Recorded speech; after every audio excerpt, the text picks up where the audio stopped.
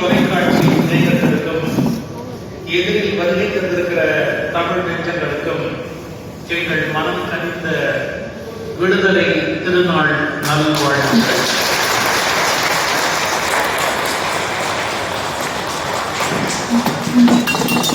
இந்த முதல் தினத்தை விடுதலை நம் நாடை கொண்டாடுகிற தகுதி இந்தியாவுக்கு எப்படி இருக்கிறது என்பதை முதலில் உங்களுக்கு நான் விளக்கி சொல்ல விரும்புகிறேன்.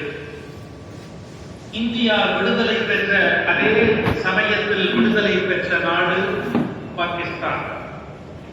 பாகிஸ்தானிலிருந்து விடுதலை பெற்ற நாடு வங்காளதேசம். நம் அருகில் இருக்கிற அந்த இரண்டு நாடுகளும் இப்போது எப்படி இருக்கிறது என்று பாருங்கள். பாகிஸ்தானில் தேர்ந்தெடுக்கப்பட்ட ஒரு அரசை விட அந்த நாட்டின் ராணுவ தளபதி அதிக அதிகாரம் உடையவராக இருக்கிறார்.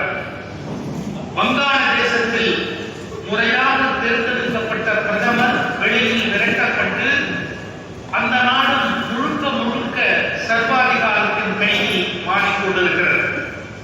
இந்த விபத்து நடக்கவே வழி இல்லாதபடி இந்தியா மற்றும் இன்னும் சுதந்திர மக்களாட்சி நாடாக வளர்ந்து